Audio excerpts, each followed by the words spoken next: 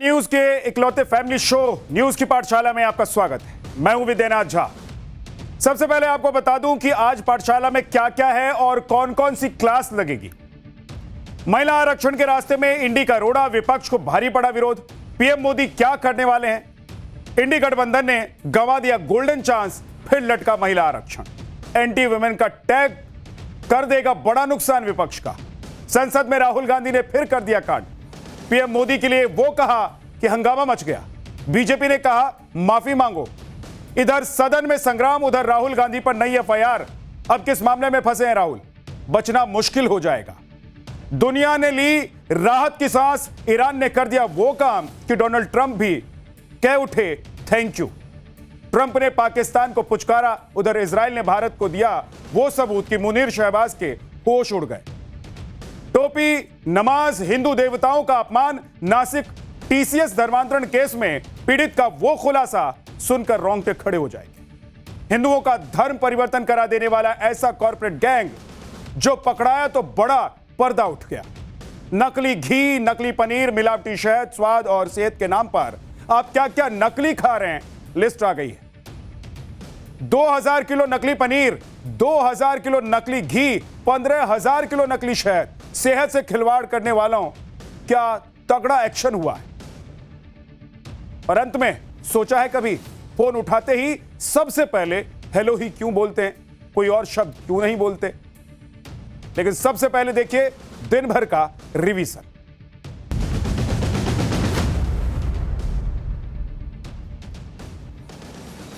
कांग्रेस नेता पवन खेड़ा को supreme court से राहत नहीं मिली है। कोर्ट ने उनकी ट्रांजिट बेल की अर्जी खारिज कर दी है और अग्रिम जमानत के लिए गुवाहाटी हाईकोर्ट जाने का आदेश दिया है। वहीं असम के सीएम हिमंता बिस्वा शर्मा ने कहा है कि पवन खेड़ा को गुवाहाटी में सरेंडर करना चाहिए। वो जितना भागेंगे उतनी मुश्किलें बढ़ेंगी। पंजाब के कैबिनेट मंत्री संजीव अरोड़ा और उनके सहयोगियों के ठिकानों पर ईडी ने रेड की है। फेमा के तहत गुरुग्राम, चंडीगढ़, लुधियाना और जालंधर में कुल 13 जगहों पर छापेमारी की गई। यह छापेमारी इंडस्ट्रियल लैंड फ्रॉड और मनी लॉन्ड्रिंग से जुड़े हुए मामले में हुई है। बिहार के नए मुख्यमंत्री सम्राट चौधरी को धमकी देने वाले युवक को गिरफ्तार कर लिया गया है। आरोपी को गुजरात के सनत से गिरफ्तार किया गया है। बांका का रहने वाला आरोपी गुजरात में रहकर मजदूरी कर रहा था। पुलिस ने मोबाइल लोकेशन के आधार पर आरोपी को गिरफ्तार किया है। गुजरात हाईकोर्ट ने अहमदाबाद में स्थित आसाराम आश्रम ट्रस्ट को बड़ा झटका दे दिया है। कोर्ट ने जमीन विवाद से जुड़ी आश्रम की याचिका को खारिज कर दिया है। इस फैसले के बाद अब 45,000 वर्ग मीटर से ज्यादा की जमीन पर सरकार फिर से कब्जा वापस कर सकेगी। आसाराम के आश्रम पर कभी भी बुलडोजर चल सकता है। अभिनेत्री जैकलिन फर्नांडिस ने मनी लॉन्ड्रिंग मामले में यू टर्न ले लिया है। ठग सुकेश चंद्रशेखर के जुड़े हुए मनी लॉन्ड्रिंग के मामले में उन्होंने सरकारी गवाह बनने की इच्छा जताई है। कोर्ट ने ईडी के पास याचिका लगाने का आदेश दिया है। वहीं पटियाला हाउस कोर्ट ने जैकलिन को राहत भी दे दी है। कोर्ट ने उनकी 24 अप्रैल से 25 मई तक विदेश यात्रा की याचिका मंजूर कर दी।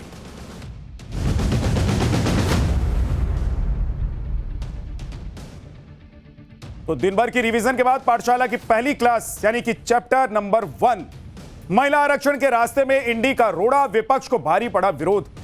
पीएम मोदी क्या करने वाले हैं? इंडी गठबंधन ने गंवा दिया गोल्डन चांस, फिर लटक गया महिला आरक्षण।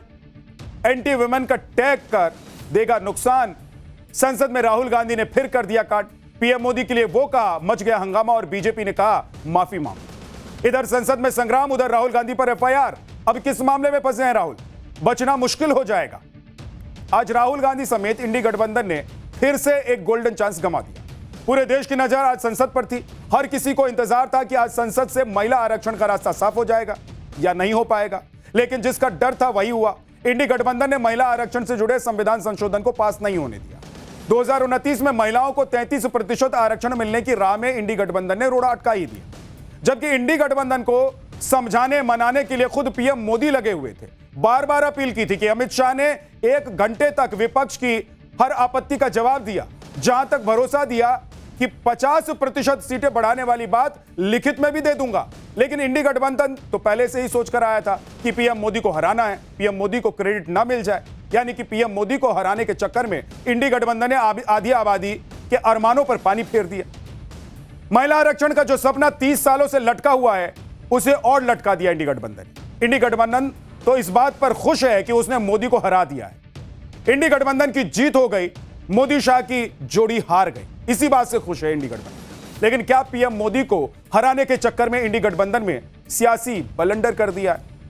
क्योंकि आज पूरे देश ने देखा कि विपक्ष ने महिला आरक्षण से जुड़े बिलों को पास नहीं होने दिया। अब विपक्ष से लेकर जो भी माहौल बना ले, लेकिन उन पर महिला विरोधी होने का ठप्पा लग गया है। कल पीएम मोदी ने भी चेताया था, इसका विरोध करोगे तो मोदी को फायदा होगा। आज अमित शाह ने भी कह दिया कि अगर विरोध किया तो ग्राउंड पर महिला का गुस्सा देखने को मिलेगा। आज पाठशाला में आपको बताऊंगा कि कैसे आज महिला आरक्षण से जुड़ा बिल संसद से पास नहीं हो पाया। आपको बताऊंगा कि बिल पास ना होने को राहुल गांधी कैसे अपनी जीत बता रहे हैं।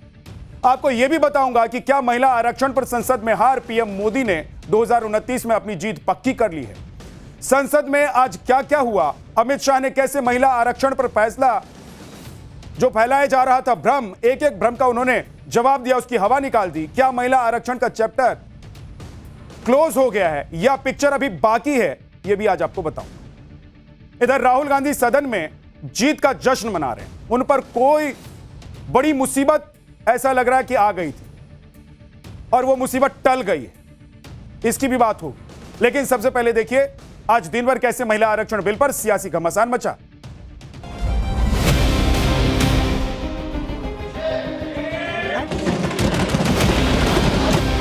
पर आक्रमण था और इसको हमने हरा दिया है।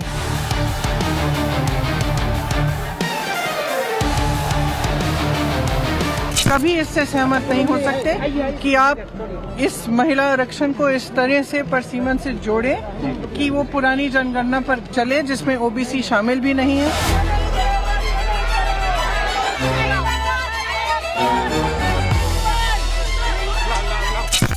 आने वाले दिनों में पाई पाई की कीमत इन लोगों को चुकाना पड़ेगा।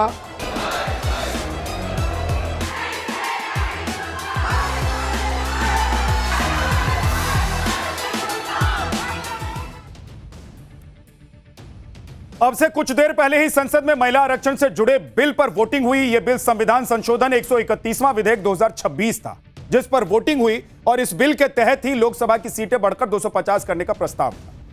जब संविधान संशोधन पर वोटिंग हुई तो सरकार नंबर गेम में पिछड़ गई। आप देखिए संसद में जो वोटिंग हुई, वोटिंग के वक्त कुल मौजूदा सांसद 528 थे और बहुमत चाहिए था 326 का। बिल के पक्ष में वोट पड़े 998 यानी कि 298। बिल के विरोध में 230 वोट पड़े, यानी कि एनडीए को अपनी लोकसभा में कुल क्षमता से ज्यादा ही वोट पड़े, लेकिन संविधान संशोधन के लिए जो 2/3 बहुमत चाहिए था वो हासिल नहीं हो पाया। यह संविधान संशोधन बिल ही 33% महिला आरक्षण को लागू करने का रास्ता साफ करता है, लेकिन इंडी गठबंधन अड़ गया। संविधान संशोधन बिल के गिरने के बाद लोकसभा को कल तक के लिए स्थगित कर दिया गया। संसद के अंदर की जंग तो वोटिंग के साथ खत्म हो गई। अब बारी संसद के बाहर नैरेटिव की लड़ाई की है। नंबर गेम की लड़ाई तो इंडी गठबंधन जीत गया, लेकिन सवाल है कि क्या वो नैरेटिव की लड़ाई पीएम मोदी से हार गया है? क्योंकि पीएम मोदी ने तो पहले ही कह दिया था कि इस बिल का विरोध भारी पड़ जाएगा, सियासी फायदा बीजेपी को हो जाएगा, और अब वही माहौल भी बन रहा है। संसद में बिल के लटकने के बाद बाहर बीजेपी सांसदों ने संसद परिसर में जबरदस्त विरोध प्रदर्शन किया।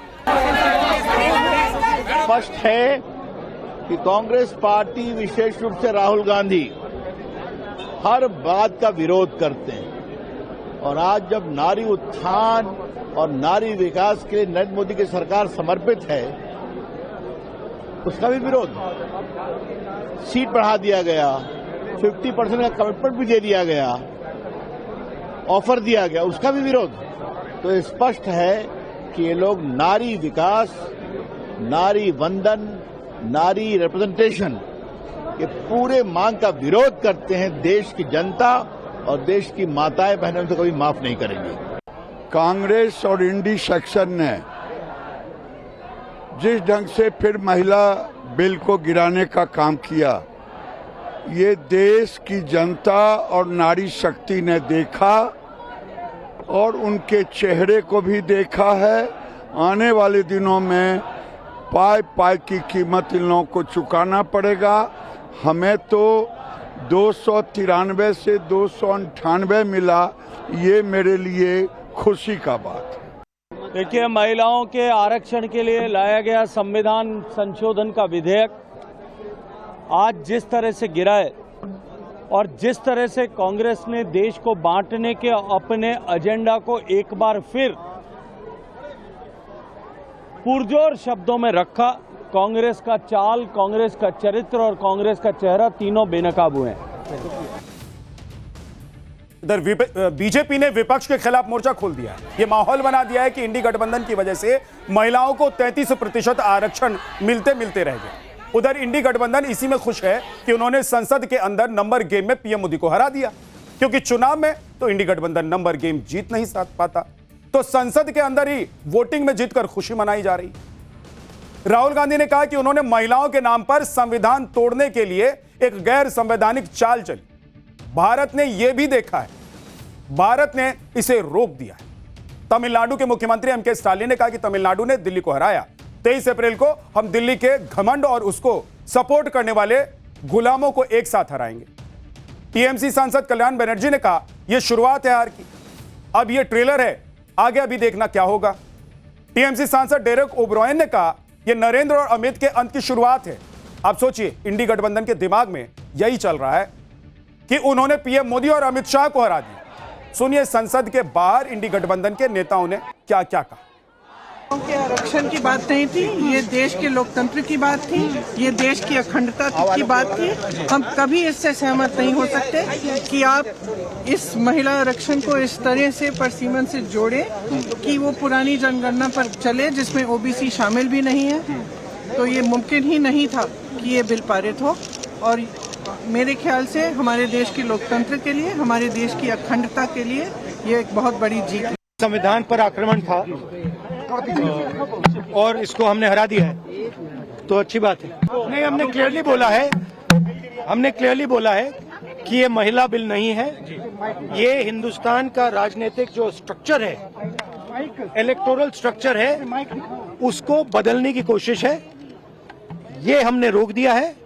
और मैं अभी कह रहा हूं, प्रधानमंत्री से कह रहा हूं, अगर आप महिला बिल चाहते हैं 2023 का महिला बिल निकालिए, उसका इम्प्लीमेंटेशन आज से करिए, और पूरा का पूरा ऑपोजिशन 100% आपको समर्थन देगा और महिला बिल हम इमीडिएट इम्प्लीमेंटेशन करा देंगे। जो हमारा पक्ष था वो हमने अपना पक्ष बिल्कुल साफ रखा है, और लगता तो ये कि फिर गाड़ी थमी रह गई, लगता कोशिश में कुछ कमी रह गई होगी। और हम महिला आरक्षण के पक्ष में हैं। महिलाओं को आरक्षण मिले, उनको सुरक्षा मिले, उनका सम्मान बढ़े, उनको स्थान मिले, और लोकतंत्र में जो उनको स्थान मिलना चाहिए उसके पक्ष में है। समाजवादी पार्टी या विपक्ष ने कोई भी महिला आरक्षण को लेकर के विरोध नहीं किया, लेकिन उसके साथ जो महिलाओं का हक अधिकार को हरण करना चाहते थे, वो लक्ष्मण रेखा ऐसी खींची विपक्ष ने, उस लक्ष्मण रेखा के बाहर नहीं आ पाए। ये पूरा वेल प्लान्ड है भारतीय जनता पार्टी द्वारा, क्योंकि वो जानते हैं कि समाजवादी पार्टी और सभी ऑपोजिशन पार्टीज ने मिलकर महिला आरक्षण बिल को 2023 में पास कराया था। लेकिन ये कहीं ना कहीं डिलिमिटेशन की एक्सरसाइज को ये लोग पूरे देश में लाना चाहते थे बिना जनगणना कराए, जो संविधान का प्रावधान है। और ये नहीं चाहते हैं कि देश संविधान से चले। जो समाजवादी पार्टी का और जो पूरा विपक्षी दल यही कह रहा है कि जो सत्ता दल है ये इतने मोह में, ये अपनी कुर्सी छोड़ना नहीं चाहते। और क्योंकि इनका जनाधार अब खिसकता जा रहा है, क्योंकि जानते हैं कि जाने वाली सरकार है ये, तो ये महिलाओं का नाम लेके अपने आप को बचाने की कोशिश कर रहे हैं।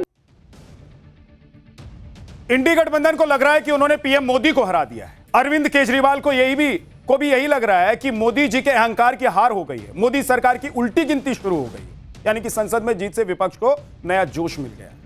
लेकिन विपक्ष को संसद में आई आम महिलाओं को भी सुनना चाहिए। सुनिए, जो महिलाएं पहुंची थी उन्होंने क्या कहा। बिल पास नहीं हुआ, थोड़ा दुख हुआ, क्या नतीजा आता है यही सुनने के लिए हम आए थे। हम इसलिए आए थे, महिला का था तो महिलाओं का आनंद होगा, पर नहीं हुआ, इसलिए हम नाराज हो गए, निराश हो गए। कल तो होगा ही होगा, बिल तो पास, उम्मीद है होगा ही होगा। हमें नारी शक्ति के बोलते इसको पूरा निर्णय मिलेगा, ऐसे ही होगा। हमें भी पूरी आशा थी, लेकिन अभी थोड़ा भरोसा है कि हो जाएगा। नारी शक्ति जिंदाबाद, हो जाएगा, हमें पूरा विश्वास है। विपक्ष तो बार बार यह कह रहा है कि उसने परिसीमन बिल को फेल कर दिया है, मोदी शाह की चाल को फेल कर दिया है, लेकिन परिसीमन बिल महिला आरक्षण से जुड़ा है, इसलिए विपक्ष को इसका सियासी नुकसान भी हो सकता है, उस पर महिला विरोधी होने का ठप्पा भी लग सकता है। ये बात विपक्ष के नेता भी समझ रहे हैं और शायद इसीलिए अब यह सफाई भी दी जा रही है। वो महिला आरक्षण के विरोध में नहीं है। सुनिए। महिलाओं के आड़ में हमारा नाम लेके हम नहीं चाहते कि बीजेपी अपनी राजनीतिक रोटियां सेके, तो उसका ये विरोध हुआ है, वो बिल खारिज हुआ है। जो महिला बिल है वो आज भी इंटैक्ट है और ये सरकार अगर इनकी नीयत सही है तो ये 2029 में 543 सीट पे 33% आरक्षण करे, ऐसा हमारी मांग है। और अगर ये नहीं करते हैं तो असल चेहरा किसका महिला विरोधी है वो सामने आ जाए। देखिए, हमने कहा था कि हम महिला आरक्षण के लिए बिल्कुल समर्थक है, हम आज भी वोट करने के लिए तैयार हैं, लेकिन डीलिमिटेशन से आप इससे कोई लेना देना नहीं है। आप इन दोनों को डीकपल कीजिए, मतलब अलग अलग कीजिए। डीलिमिटेशन को ले आना बहुत बड़े बड़े मुद्दे उठाते हैं और हम वो नहीं चाहते थे, क्योंकि दक्षिण भारत के विषय, छोटे राज्यों के विषय, बहुत सारे विषय होते हैं। तो इसलिए हमने कहा कि आप महिला आरक्षण तुरंत लेके आइए, हम समर्थन दे देंगे, लेकिन डीलिमिटेशन, ये वोट जो हमने किया खिलाफ, ये महिला आरक्षण के खिलाफ नहीं है, ये सिर्फ डीलिमिटेशन के खिलाफ। ये हमने पहले कह रहा था कि बीजेपी देना नहीं चाहती, बीजेपी इवेंट करना चाहती है। ये बीजेपी का इवेंट मैनेजमेंट था, वो फेल हो गया। अभी देखिए, कल से पुतले जलाते फिरेंगे कि साहब हमने मेल देना, इनको कुछ था नहीं, बातें ही बातें करनी थी, वही सब हुआ है। अब देखिए कि महिला आरक्षण से जुड़े जो बिल हैं उसमें सबसे बड़ा मुद्दा परिसीमन का था। विपक्ष ये आरोप लगा रहा था कि महिला आरक्षण को लागू करने के लिए जो परिसीमन करवा रहे हैं उससे मोदी सरकार का फायदा होगा और दक्षिण के राज्यों को सीटों का नुकसान हो जाएगा, जबकि कल ही गृहमंत्री अमित शाह ने भरोसा दिया था कि दक्षिण के राज्यों में सीटें भी 50% बढ़ेंगी जैसा कि बाकी राज्यों में होगा। लेकिन इस पर विपक्ष कहने लगा कि बिल में तो यह कहीं लिखा ही नहीं हुआ है। अमित शाह तो मौखिक तौर पर बातें कह रहे हैं। इस पर आज गृह मंत्री अमित शाह ने कांग्रेस सांसद केसी वेणुगोपाल को यह तक कह दिया कि 1 घंटा दे दीजिए, वो बिल में इसे लिखवा देंगे कि 50% के फॉर्मूले के हिसाब से सीटें बढ़ा जाएंगी। उसके बावजूद इंडी गठबंधन ने बिल पास नहीं होने दिया। सुनिए वोटिंग से पहले अमित शाह ने कैसे विपक्ष को पूरा भरोसे में लेने की कोशिश की। अगर इस बिल का विरोध करने का कारण 50% लिखित में चाहिए तो 1 घंटा सदन बंद कर दिए, मैं ऑफिशियल अमेंडमेंट लेकर आता हूं मान्यवर, मगर बिल पारित करने का वो वादा करते। अब वेणुगोपाल जी बताए, क्या बिल पारित करेंगे? We are asking the Home Minister whether are you ready to dealing the delimitation process along with the women reservation, number 1. Number 2, if you are ready to include the number of seats in each state by legislation by 50%, these 2 things, are you ready? हमें कुछ छिपाना नहीं है, हमें कोई चोरी करनी नहीं है, तो हम कर देंगे। और दूसरा उन्होंने कहा कि डिलिमिटेशन 26 की जनगणना का, ये झांसे में मैं नहीं आऊंगा कि राहुल गांधी जी की अनुपस्थिति में कांग्रेस पार्टी ने जो प्रस्ताव रखा है वो एक बहुत सुहाना जाल है।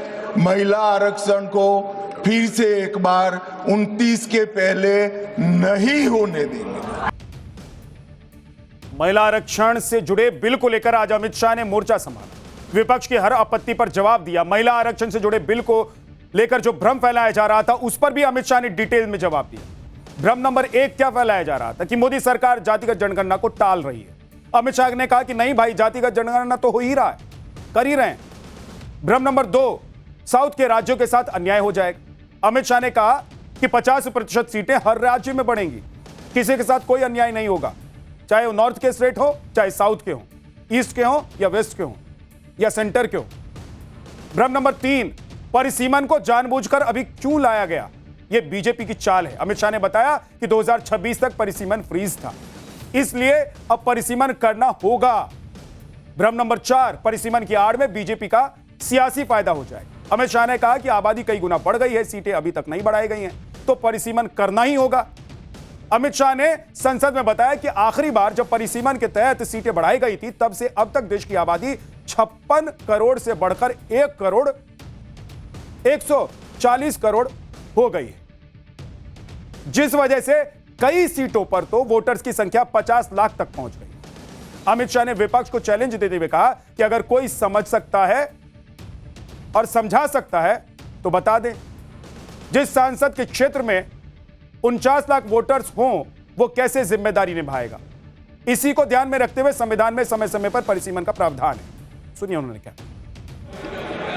76 में इस देश की आबादी थी 54.79 करोड़ और आज 140 करोड़। तो 54.79 करोड़ आबादी में जितने सांसद थे उतने ही 140 करोड़ की आबादी के बाद रखना ये इनका मानना है। मान्यवर, आर्ग्यूमेंट क्या दिए गए? यानी अमित शाह ने बताया कि जनसंख्या डबल होगी, सीटें वही हैं, तो फिर परिसीमन तो करना होगा। लेकिन विपक्ष यह कहने लगा कि इसे महिला आरक्षण से मत जोड़ो। लेकिन सवाल यह है कि परिसीमन को और कितना टाला जाएगा। आज नहीं तो कल परिसीमन तो होना ही है। संसद में आज नेता विपक्ष राहुल गांधी ने भी अपनी बात रखी। राहुल गांधी ने आरोप लगाया कि सरकार दक्षिण के राज्यों के अधिकार छीन रहे हैं। इस पर गृहमंत्री अमित शाह ने जवाब दिया कि विपक्ष दक्षिण और उत्तर में भेद करके देश के टुकड़े टुकड़े करना चाहता है। Now let me explain what you are doing. You are telling the South Indian states,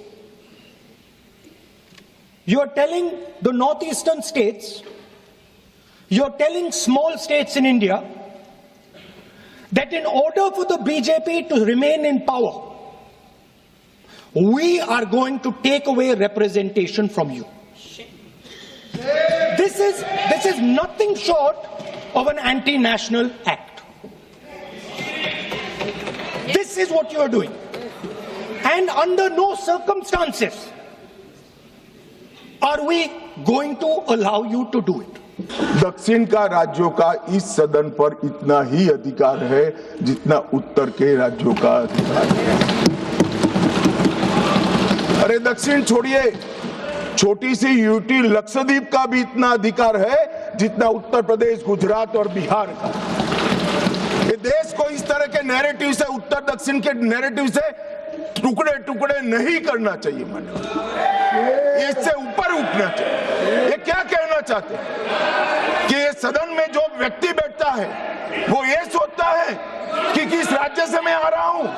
मान्यवर, हम शपथ लेते हैं तो मन से लेते हैं। जो संविधान हाथ में लेकर शपथ लिए हैं वो उत्तर दक्षिण का भेद कराना चाहते हैं, हम नहीं होने देंगे। महिला आरक्षण को लेकर आज नेता विपक्ष राहुल गांधी ने अपनी बात रखी। उनके पास अच्छा मौका था कि वो महिला आरक्षण को लेकर जो तर्क है उन्हें स्पष्ट करके रखें, लेकिन राहुल गांधी ने फिर से वही गलती की जो वो अक्सर किया करते हैं। राहुल गांधी इधर उधर की बात करने लग गए, कहानी सुनाने लगे। भाई संसद भवन है, कहानी सुनाने की जगह है, लोरी सुनाने की जगह है। महिला आरक्षण पर बोलते हुए राहुल गांधी बालाकोट, नोटबंदी, सिंदूर का जादूगर, इस तरह की बातें करने लगे। तो हद है, इतनी सीरियस बातें हो रही हैं, सीरियस टॉपिक पे डिबेट चल रहा है, स्पेशली ये सदन बुलाया गया है, वोटिंग होनी है शाम को, और राहुल गांधी को मजाक सूझ रहा है। कह रहे हैं मजे लीजिए। मतलब महिला आरक्षण से कोई लेना देना नहीं है राहुल गांधी को, ऐसा लग रहा था उनकी बातों। राहुल गांधी के इस भाषण पर विवाद हो गया। बीजेपी ने आरोप लगाया कि जनता की तरफ से चुने गए प्रधानमंत्री के बारे में राहुल गांधी अनाप शनाप शब्द इस्तेमाल कर रहे। विवाद के बाद राहुल गांधी के बयान को संसद की कार्रवाई से हटा तक दिया गया। राहुल गांधी के बयान पर कैसे बीजेपी ने पलटवार किया, सुनिए। इस देश के प्रधानमंत्री के संबंध में जिस प्रकार के शब्दों का प्रयोग नेता प्रतिपक्ष के द्वारा किया जा रहा है, मैं समझता हूं यह बेहद दुर्भाग्यपूर्ण है और इसकी जितनी भी निंदा की जाए वह कम है। इस देश की जनता ने उन्हें प्रधानमंत्री बनाया है। हमारे दल को इतनी स्ट्रेंथ दी है जिससे स्ट्रेंथ के कारण वह प्रधानमंत्री बने। या किसी व्यक्ति का यह अपमान नहीं कर रहे हैं बार बार मैजिशियन कहकर, देश की जनता का अपमान कर रहे हैं अध्यक्ष महोदय। और मैं आपसे अनुरोध करना चाहता हूं, जिन शब्दों का इन्होंने प्रयोग किया उसे सदन की कार्रवाई से बाहर निकाला जाना चाहिए और राहुल गांधी को क्षमा मांगनी चाहिए देशवासियों। भाषण के दौरान राहुल गांधी ने अपनी बहन प्रियंका गांधी वाड्रा का भी जिक्र किया। राहुल गांधी ने लाइट एंड नोट पर कहा कि जो काम वो 20 साल से नहीं कर पाए वो उनकी बहन प्रियंका वाड्रा ने 5 मिनट में कर दिया। I was watching my sister achieve something that in 5 minutes achieve something that I have not been able to do in maybe 20 years of my political career, which was to make Mr. Amit Shah ji smile. That's something that I also need to practice and learn, and I was feeling very proud as an older brother as she was doing that, delivering the speech. अब महिला आरक्षण पर राहुल गांधी की seriousness देखिए। वो कभी खुद artist बनने लगते हैं, कभी पहेलियां बुझा रहे हैं, कभी बाग बगीचे की बातें बता रहे, कहानी सुना रहे हैं, दादी की कहानी सुना रहे हैं कि दादी ने क्या किया। मैं डर जाता था बचपन में, डर लगता था। राहुल गांधी ने सदन में एक तारीख की बात की। यह तारीख थी 16 अप्रैल और राहुल गांधी इस तारीख के बहाने पीएम मोदी पर निशाना साध रहे और कहा उन्होंने कि लोग खुद इस 16 नवंबर की पहेली को बूझें। इस पर बीजेपी सांसद निशिकांत दुबे ने भी कांग्रेस को एक तारीख याद दिला दी, 17 अप्रैल की तारीख। सुनिए कैसे सदन में तारीख वर्सेस तारीख हुआ।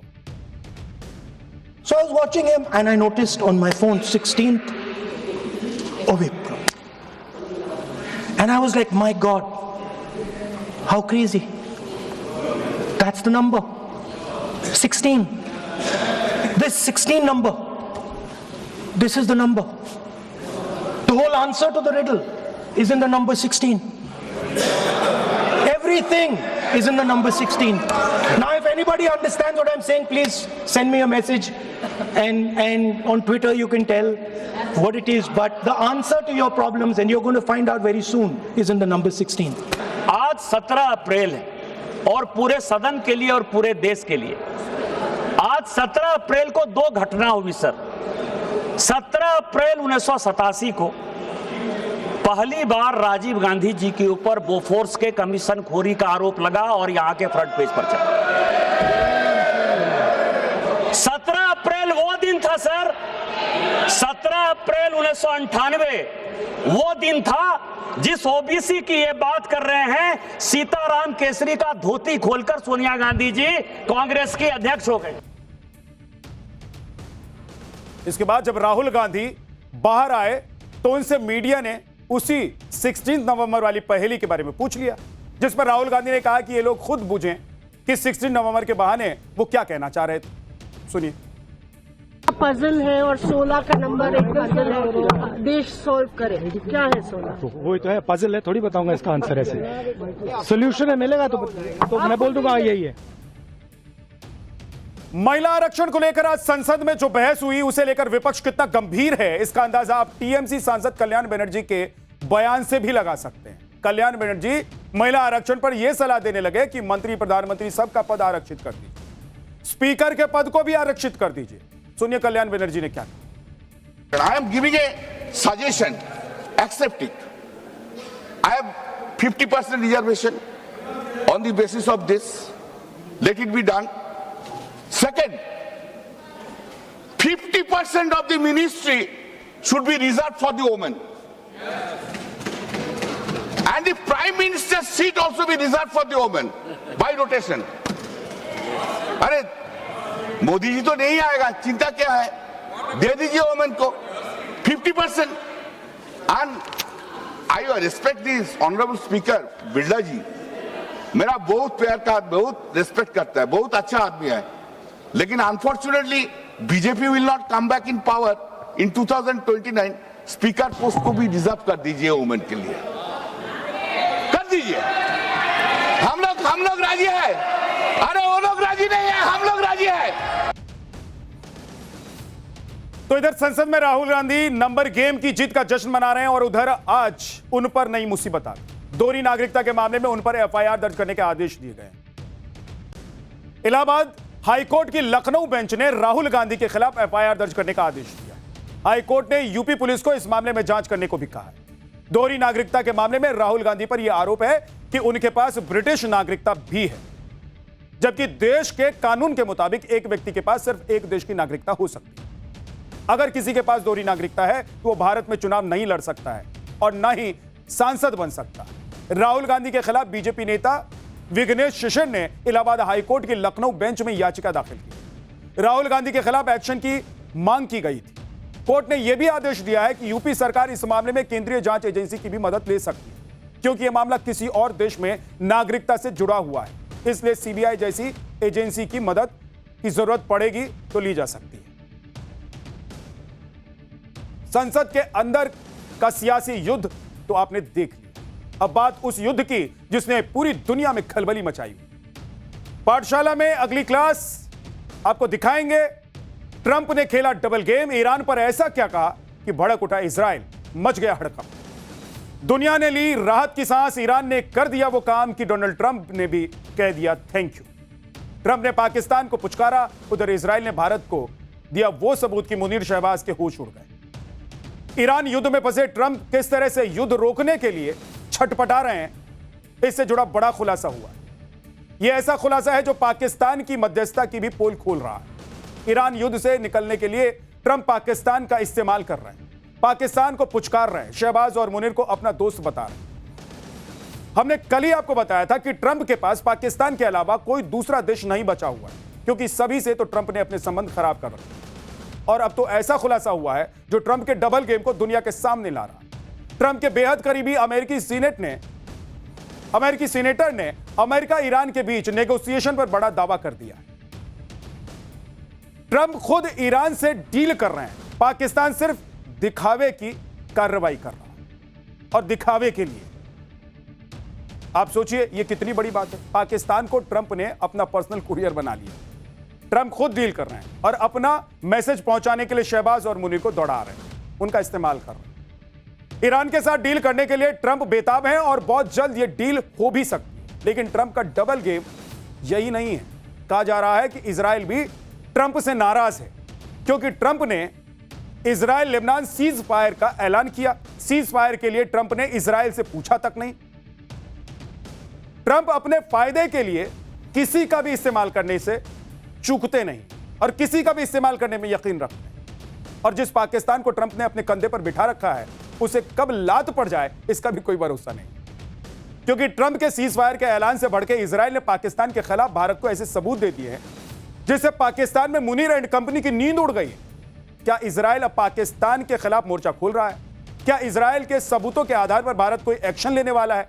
अब देखिए कि ट्रंप कितनी जल्दी में दिख रहे हैं। ईरान युद्ध से ट्रंप की इमेज को तगड़ा डेंट लगा है। पूरी ताकत लगाने के बाद भी ट्रंप ईरान को झुका नहीं पाए, बल्कि उल्टा ईरान ने हॉर्मुज बंद करके ट्रंप के साथ दुनिया की टेंशन बढ़ा। इसलिए अब ट्रंप किसी भी तरह ईरान के साथ डील करके युद्ध से निकलना चाहते हैं। आप देखिए ट्रंप ने कहा है कि ईरान के साथ डील बस होने ही वाली। ईरान से बातचीत आखिरी पड़ाव पर, हमारी शर्तें मानने को ईरान तैयार हो गया है, बहुत जल्दी युद्ध खत्म हो सकता है। यानी ट्रंप के मुताबिक ईरान के साथ समझौता किसी भी समय हो सकता है, जो पूरी दुनिया के लिए राहत की खबर है। ट्रंप ने यह भी कहा है कि अगर इस्लामाबाद में डील साइन होती है तो वो पाकिस्तान जा सकते हैं। ईरान के साथ ट्रंप की डील होने से पहले एक बड़ी खबर आ गई। स्ट्रेट ऑफ हॉर्मुज जिसे ईरान ने बंद करके रखा हुआ था और जिस पर अमेरिका ने ब्लॉकेड लगा रखा था, उससे जुड़ी बड़ी अपडेट और खबर आई। ईरान ने हॉर्मुज को पूरी तरीके से खोल दिया है, पूरी तरीके से बिना रोक टोक जहाज हॉर्मुज से जा सकेंगे। हॉर्मुज पार करने में कोई रुकावट नहीं होगी। 49 दिन बाद हॉर्मुज खुलने के बाद दुनिया ने राहत की भी सांस ली है। स्ट्रेट ऑफ हॉर्मुज खुलने के साथ ही तेल और गैस की कीमतों में बड़ी गिरावट भी आई है। अब देखिए, कच्चे तेल की कीमतों में 10% की गिरावट आई है, गैस की कीमत में 9% की गिरावट आई है। ब्रेंट क्रूड की कीमत $89 प्रति बैरल पर आ गई है। WTI क्रूड की कीमत $83 प्रति बैरल हो गई है। हॉर्मुज का खुलना ग्लोबल एनर्जी सिक्योरिटी के लिए बहुत जरूरी था। अब तेल और गैस की सप्लाई फिर से नॉर्मल हो जाएगी। दुनिया भर में पेट्रोल, डीजल और गैस की कीमतों में भी कमी आने की उम्मीद है। ट्रंप ने भी हॉर्मुज खुलने का स्वागत किया है, लेकिन यह भी कहा है कि जब तक ईरान से समझौता नहीं हो जाता है और युद्ध रुक नहीं जाता है, हॉर्मुज पर अमेरिकी ब्लॉकेड जारी रहेगा। अब हॉर्मुज का खुलना संकेत है कि अमेरिका और ईरान में डील होने वाली है। अगर ईरान और अमेरिका में समझौता हो जाता है और युद्ध खत्म हो जाता है तो यह पूरी दुनिया के लिए बहुत बड़ी खबर हो, क्योंकि युद्ध की वजह से कई देश प्रभावित हो रहे हैं, इकोनॉमी पर इंपैक्ट पड़ रहा है। ईरान के साथ अमेरिका का समझौता होने के संकेत तो पहले से ही मिलने लगे थे, जब ट्रंप की भाषा बदल गई थी। आपको ईरान अमेरिका डील से जुड़े 5 संकेत बताता हूं। पहला संकेत तो यही है कि ट्रंप पिछले कुछ दिनों से लगातार शांति और बातचीत का जिक्र कर। ट्रंप ने कहा भी था कि सीज फायर बढ़ाने की जरूरत नहीं पड़ेगी क्योंकि ईरान समझौता करना चाहता है। दूसरा संकेत यह है कि इजराइल और लेबनान में सीज फायर हो गया है। ईरान लगातार इसकी डिमांड कर रहा था। अब सीज फायर होने के बाद ईरान अमेरिका समझौते की उम्मीद बढ़ गई। तीसरा संकेत यह कि न्यूक्लियर मुद्दे पर सहमति बन गई है। ट्रंप दावा कर रहे हैं कि ईरान अपना न्यूक्लियर डस्ट अमेरिका को देने को तैयार हो गया। चौथा संकेत यह है कि ट्रंप खुद पाकिस्तान जाने की बात कर रहे हैं। अगर डील होने की संभावना नहीं होती तो ट्रंप पाकिस्तान जाने की बात नहीं कर। पांचवा संकेत यह कि अमेरिका ईरान के बीच बैकडोर से सारी बातचीत हो चुकी है। आने वाली बैठक में दोनों देशों में समझौता संभव है। और शायद यही वजह है कि ट्रंप अब ईरान पर प्यार भी लुटा रहे हैं। जिस ईरान की सभ्यता खत्म करने की धमकी दे रहे थे, उसी ईरान के लिए ट्रंप कह रहे हैं कि हमारे रिश्ते बहुत अच्छे हो गए। ईरान के साथ अमेरिका की डील लगभग होने वाली है। अब तो ईरान ने हॉर्मुज भी खोल दिया है और सारे संकेत यही कह रहे हैं कि डील लगभग होने ही वाली है। आप ये तस्वीरें देखिए, ईरान के राष्ट्रपति खुलेआम बेखौफ होकर साइकिल चलाते दिखाई दे रहे हैं। ईरान के राष्ट्रपति पेजेश्कियान के साथ कई और मंत्री अधिकारी भी हैं। ईरान के राष्ट्रपति ने इस्फान शहर में साइकिलिंग की, साइकिल चलाई इन्होंने, जहां अमेरिका का दावा है कि ईरान की न्यूक्लियर साइट है। अब आपको बताते हैं कि ईरान के साथ अमेरिका की संभावित डील के पीछे की असली कहानी है क्या, क्योंकि सभी को इस बात की हैरानी है कि अचानक से पाकिस्तान के लिए ट्रंप का प्यार क्यों उमड़ पड़ा। लोग भी हैरान हैं कि जिस पाकिस्तान की इमेज कर्जा मांगने वाले देश की है, वो अमेरिका ईरान में सीज फायर के लिए मध्यस्थता कैसे कर सकता है और कैसे कर रहा है। तो इसका खुलासा ट्रंप के बेहद करीबी अमेरिकी सीनेटर ने कर दिया है। रिपब्लिकन पार्टी के सीनेटर लिंडसे ग्राहम ने सनसनीखेज अंदाज में दावा किया है। ईरान के साथ नेगोशिएशन खुद ट्रंप कर रहे हैं, यह उन्होंने कहा है। उन्होंने कहा है कि ट्रंप फोन पर ईरान के नेताओं से बात करते हैं, फोन पर ही चिल्ला चिल्ला कर धमकी भी देते हैं। डील नहीं करने पर अंजाम भुगतने की धमकी दी जाती है। चिल्लाते चिल्लाते ट्रंप का गला बैठ जाता है कई बार, पाकिस्तान सिर्फ मैसेज पहुंचाने के लिए। यानी जो ट्रंप ईरान को धरती के नक्शे से मिटाने की कसमें खा रहे थे, वो अब खुद ईरान से बात कर रहे हैं, खुद सारी डील कर रहे हैं। ईरान युद्ध में ट्रंप को जो झटका लगा है वो फजीहत हुई है। उसके बाद ट्रंप युद्ध से निकलना चाहते हैं और इसीलिए ट्रंप खुद ही ईरान के नेताओं से फोन पर बात कर रहे हैं। लेकिन दुनिया को दिखाई दे रहा है कि ईरान डील करने को बेताब है और अमेरिका और ट्रंप दिखा रहे हैं और पाकिस्तान को इस काम में लगा दिया गया है कि वो ट्रंप का मैसेज पहुंचाते रहे। सुनिए सीनेटर लिंडसे ग्राहम को, जिन्होंने ये बड़ा खुलासा किया, सनसनीखेज खुलासा किया। यानी अमेरिका ईरान के बीच डील डायरेक्ट ट्रंप कर रहे हैं, तो पाकिस्तान इसमें कहां फिट हो रहा है और पाकिस्तान इसमें है क्यों? पाकिस्तान में पब्लिक भी यही कह रही है कि ट्रंप ने पाकिस्तान का इस्तेमाल किया है। जैसा ट्रंप कहते हैं वैसा ही शहबाज और मुनीर करते हैं। लोग तो यहां तक कह रहे हैं कि ट्रंप की चापलूसी में शहबाज मुनीर ने हद पार कर दी। यानी ट्रंप ने अपने फायदे के लिए पाकिस्तान को सिर पर बिठाकर रखा है। ट्रंप की इसी विदेश नीति की अमेरिका में जमकर आलोचना हो रही है। अमेरिका में लोग कह रहे हैं कि ट्रंप ने अमेरिका के सहयोगी देशों को लगातार नीचा दिखाया। यूरोप के साथ अमेरिका के संबंध सबसे निचले स्तर पर आ गए। ट्रंप ने भारत को छोड़कर पाकिस्तान जैसे देश को चुन लिया, जिसने अमेरिका की सालों की कूटनीतिक मेहनत पर पानी फेर दिया। यानी ट्रंप ने कई अमेरिकी राष्ट्रपतियों की मेहनत अपनी सनक में बर्बाद कर दी। सुनिए जापान में अमेरिका के राजदूत रहे इमैनुअल ने कैसे ट्रंप की विदेश नीति की धज्जियां उड़ा दी। ट्रंप को हर चीज का क्रेडिट चाहिए। ईरान पर हमला किया तो मैंने किया, ईरान से डील होगी तो मेरी वजह से होगी, दुनिया भर के युद्ध में मैं कूदा तो युद्ध रुकवा दिया, मुझे नोबेल मिलना चाहिए। इसी चक्कर में ट्रंप ने अपने सहयोगियों से संबंध खराब कर दिया और इसी कड़ी में सबसे नया नाम इजराइल का है। ट्रंप ने इजराइल और लेबनान के सीज फायर का ऐलान किया, लेकिन अब इसी से इजराइल के नाराज होने की भी खबर है। ट्रंप ने बिना इजराइल से पूछे ही सीज फायर का ऐलान कर दिया। ट्रंप ने यह भी कहा कि वो दुनिया भर में युद्ध रुकवा रहे हैं। ट्रंप के ऐलान से इजराइल में नेता और जनता भड़क गए। इजराइल के चैनल 12 के सर्वे के मुताबिक 80% लोग इसके खिलाफ। अमेरिका के दबाव में लिया गया फैसला बताया जा रहा है इसे। विरोध के बाद नेतन्याहू ने कहा है कि वो तय करेंगे कि कब क्या करना है। यानी ट्रंप के फैसले से इजराइल भी खुश नहीं है, जो अमेरिका के साथ मिलकर ईरान पर हमले कर रहा है। लेकिन ट्रंप के बड़बोलेपन की वजह से अब इजराइल भी खुश नहीं है। उधर ट्रंप के सीज फायर के ऐलान से बढ़ के इजराइल ने नया दांव भी चल दिया। इजराइल ने ट्रंप के नए नए चहेते पाकिस्तान के खिलाफ ऐसा चक्रव्यूह रच दिया है जिससे शहबाज एंड कंपनी परेशान हो गई। इजराइल ने आतंकियों संगठनों से जुड़ी खुफिया जानकारी भारत को एक डोजियर के रूप में सौंप दी, जिससे पाकिस्तान के आतंकी ठिकानों और हमास के बीच का कनेक्शन सामने आ गया। डोजियर के मुताबिक हमास और लश्कर ए तैयबा के करीबी रिश्ते हैं, दोनों की समान विचारधारा और ऑपरेशनल तरीके हैं। लश्कर और हमास के लीडर्स की बैठक होती रहती है।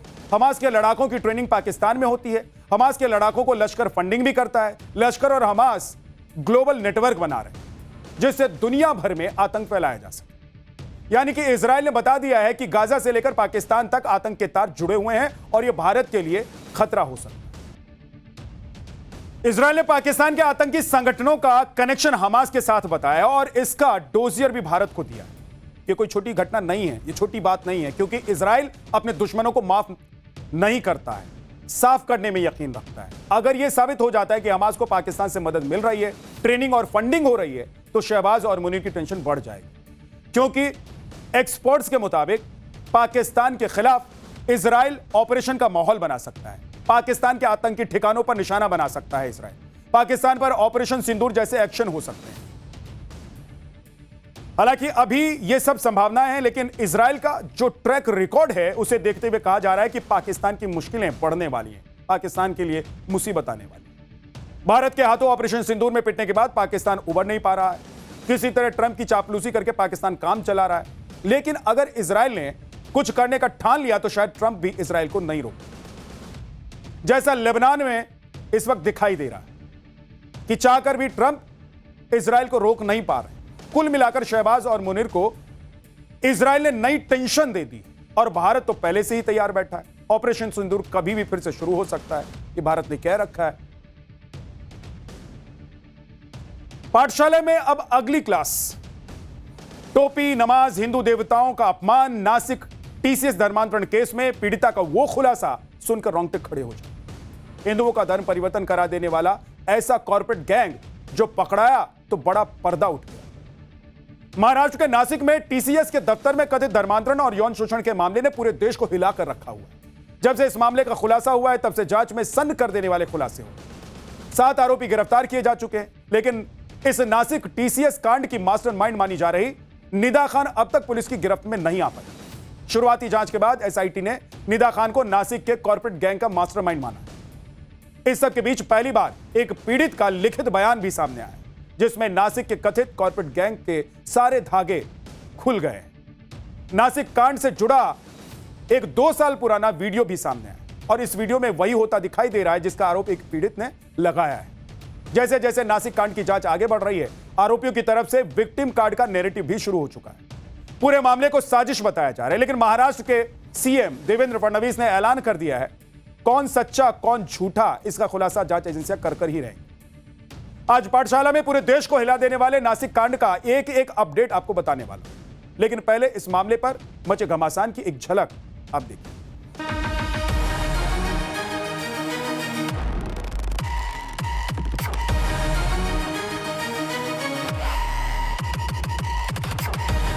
ये मामला बहुत सीरियस मामला है और इस पर बहुत कड़ी कार्रवाई हम लोग कर रहे हैं। और फोर्सफुली धर्म परिवर्तन के लिए ऐसे कोई भी सेंटेंसेस यूज किए नहीं गए, सिर्फ देवी देवताओं के बारे में कुछ बोला गया है। हम मिट्टी में मिला देंगे, ये हालत कभी जिहादी के हम करने वाले हैं। उसने कंप्लेंट दी कि दानिश और उसके बाद एक तौफीक था, ईद थी, ईद के टाइम बुलाया, उनको टोपी पहनाया और टोपी पहना के एक ग्रुप में उनका नाम डाल दिया।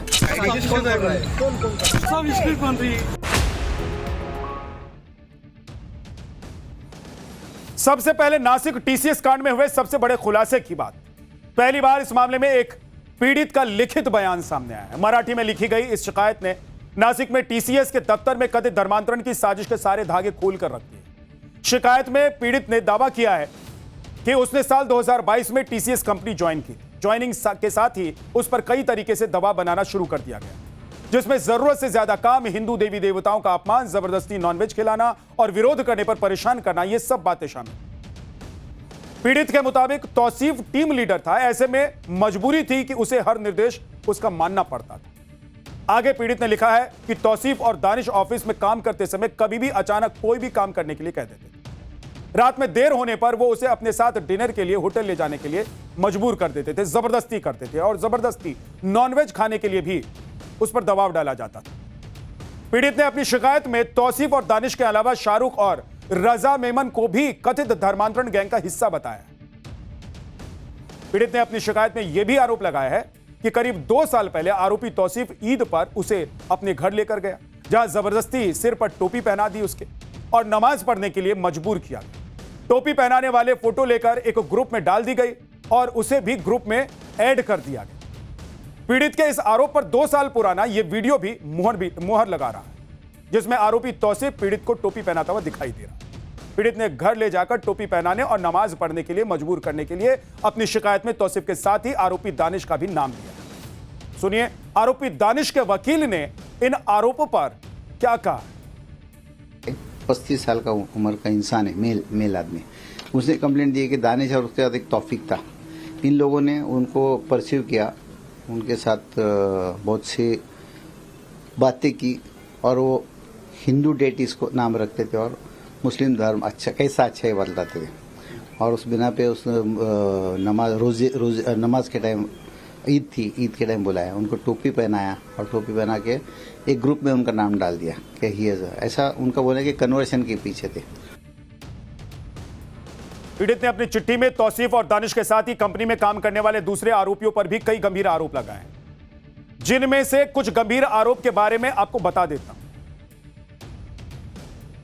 पीड़ित के मुताबिक ऑफिस में काम के बीच अक्सर तौसीफ और दानिश उसे घेर लेते और हिंदू देवी देवताओं का मजाक उड़ाते थे और अपने मुस्लिम धर्म अपनाने के लिए उकसाया जाता था। पीड़ित का आरोप है कि पिता का बीमारी का फायदा उठाकर आरोपियों ने धर्म परिवर्तन का दबाव बनाया और कहा कि ऐसा करने पर सारी समस्याएं ठीक हो जाए। पीड़ित ने अपनी शिकायत में दावा किया है कि उसका परिवार रामदास स्वामी का भक्त है, ऐसे में वो भी धर्म के सभी नियमों का पालन करता है और गले में रुद्राक्ष की माला भी पहनता है। पीड़ित के मुताबिक यही धार्मिक पहचान तौसीफ और दानिश को खटकती थी।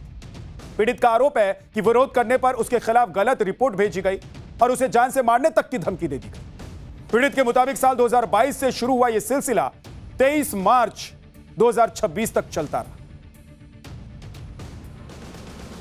पीड़ित की शिकायत में लगाए गए आरोपों से रोंगटे खड़े हो जाते हैं और उसके आरोपों की सच्चाई जल्द ही जांच में सामने आने की उम्मीद भी की जा रही है, क्योंकि अब तो महाराष्ट्र के सीएम देवेंद्र फडणवीस ने भी ऐलान कर दिया है कि वो इस मॉड्यूल की तह तक पहुंचेंगे और जरूरत पड़ने पर सेंट्रल एजेंसीज की मदद भी ली जाएगी।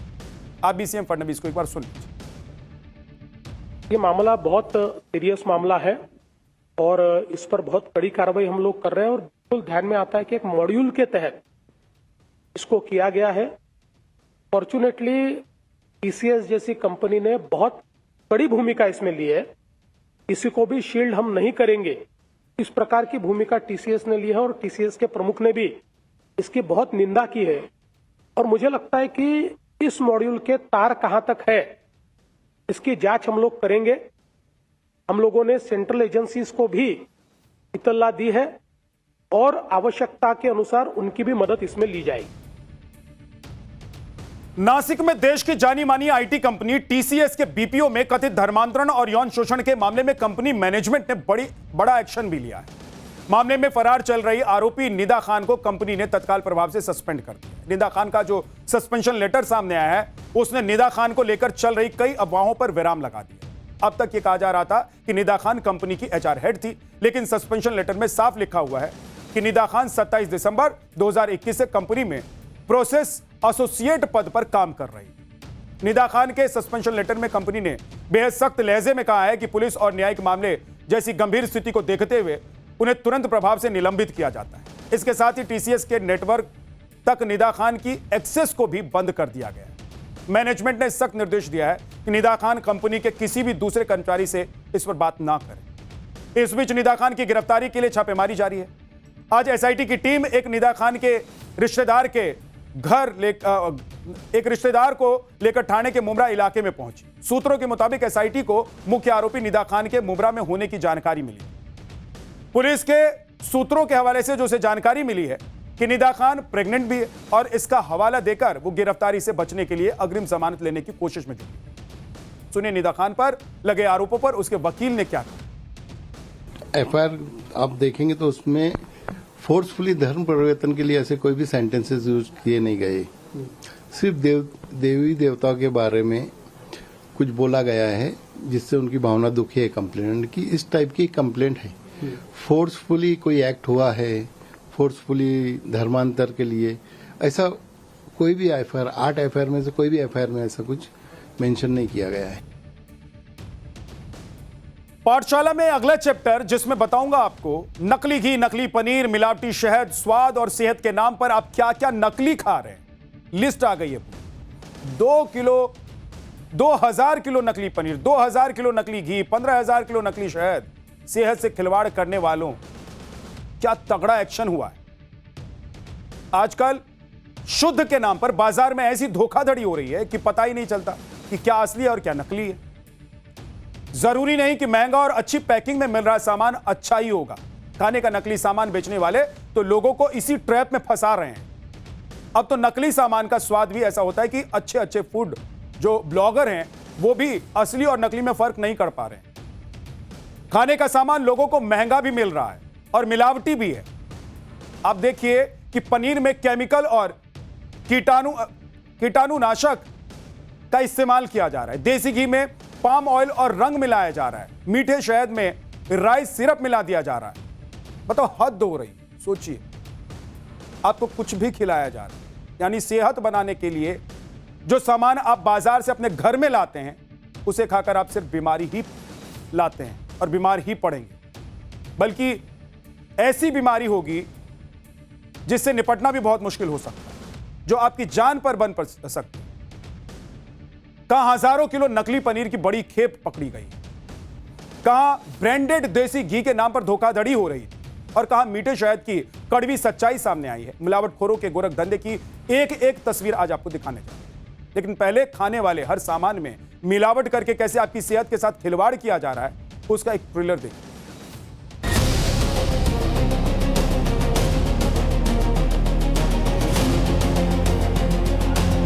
यहाँ पे भारी मात्रा में पनीर मिला है, रिफाइंड मिला है, मैदा मिला है, केमिकल मिला है। राइस सिरप की मिलावट पाई गई है जो कि सेहत के लिए हानिकारक है। सेहत और स्वाद के लिए अगर आप पनीर खाते हैं तो सावधान हो जाइए। मेरठ में खाद्य विभाग ने पनीर की ऐसी फैक्ट्री पकड़ी है जहां हजारों किलो नकली पनीर मिला है। ये नकली पनीर बड़े बड़े कंटेनर्स में भरकर रखा गया था। जब खाद्य विभाग के अधिकारी यहां पहुंचे तो वो भी हैरान रह गए। ये नकली पनीर डिलीवरी के लिए तैयार था। अगर ये नकली पनीर नहीं पकड़ा जाता तो कुछ दिनों में ये आपके घर तक, आपके किचन तक पहुंच सकता। नकली पनीर बनाने के लिए बोरों में कास्टिक सोडा भरकर रखा गया। नीले ड्रमों में वो केमिकल मिला है जिससे नकली पनीर तैयार किया जा रहा था और इसी बड़ी मात्रा में नकली पनीर का प्रोडक्शन हो रहा था। ये देखकर अधिकारी हैरान है। नकली पनीर को बनाने वाला रिफाइंड तेल भी मिला है। एक दो नहीं बल्कि रिफाइंड तेल के कई कंटेनर इस नकली पनीर की फैक्ट्री से बरामद किए गए। अधिकारियों के मुताबिक इस फैक्ट्री से 2800 किलो बना हुआ नकली पनीर जब्त किया गया। इसके अलावा 5800 लीटर दूध, 510 लीटर रिफाइंड और पामोलिन तेल, नकली पनीर बनाने के लिए 35 किलो मैदा, 15 लीटर पारदर्शी संदिग्ध तरल पदार्थ, सफेद तरल पदार्थ और नीले रंग का केमिकल मिला। सुनिए कि मेरठ पहुंची खाद्य विभाग की टीम ने क्या बताया। तो यहाँ पे भारी मात्रा में पनीर मिला है, रिफाइंड मिला है, मैदा मिला है, केमिकल मिला है जो कि प्रतिबंधित है, नहीं लगना चाहिए। तो उसी के चलते टीम ने नमूने लिए हैं सभी चीज़ के। जो सारी चीज़ें हैं वो सीज कर दी गई हैं नियम अनुसार और जो पनीर है मिलावटी से नष्ट कराया जा रहा है। सर और क्या क्या मिला है इसके साथ? इसके अलावा कुछ एक नीला तरल पदार्थ मिला है जो संदेहास्पद है। एक सफ़ेद पारदर्शी तरल पदार्थ मिला है एक ड्रम में। एक फॉर्मेलिन मिली है जो कि नहीं होनी चाहिए इस यूनिट पे। नकली देसी घी की फैक्ट्री का भी भंडाफोड़ हुआ है। यह सूरत में हुआ है जहां स्वास्थ्य विभाग ने 2000 किलो से ज्यादा नकली देसी घी बरामद किया। पुलिस ने सबका फूड्स नाम की फैक्ट्री पर छापा मारा जहां से पुलिस ने नकली घी और पैकिंग मशीनरी और कैश समेत 36 लाख रुपए का सामान भी जब्त किया। आरोपियों ने नकली घी बनाने के लिए पूरी यूनिट बना रखी थी। फैक्ट्री में यह नकली घी बड़े बड़े ड्रमों में भरकर रखा गया था। खाद्य विभाग की टीम जब मौके पर पहुंची तो हैरान रह गई। नकली घी बनाने के लिए केमिकल को सिरिंज में भरकर इस्तेमाल किया जा रहा था। आरोपी पूरी नापतौल के साथ नकली घी तैयार कर रहे थे। शुरुआत में तो खाद्य विभाग की टीम भी असली और नकली का फर्क नहीं पकड़ पाई, लेकिन मौके से जो केमिकल मिला है उसके बाद 2 लोगों की गिरफ्तारी हुई। आप जानकर हैरान रह जाएंगे कि आरोपियों ने फसाई लाइसेंस भी नहीं लिया था। फसाई लाइसेंस ले लिया था, यह हैरानी की बात है, ताकि किसी को शक ना हो, लेकिन इस लाइसेंस की आड़ में वो शुद्ध घी के नाम पर केमिकल वाला मिलावटी घी बेच रहे हैं। सुनिए सूरत पुलिस ने क्या बताया। ये लोग 1 किलो घी में से 15 किलो डुप्लीकेट घी बनाते थे। उसमें जो घी बनाते थे उसमें पाम ऑयल, वनस्पति ऑयल, डुप्लीकेट घी, डुप्लीकेट बटर, वो सब मिलाते थे। उसमें एसेंस भी डालते थे और कलर भी डालते थे और ये पूरा हानिकारक घी बनाते थे। और 2 साल से ये काम कर रहा था और उसका बिजनेस सूरत सिटी और पूरे साउथ गुजरात में फैला हुआ है।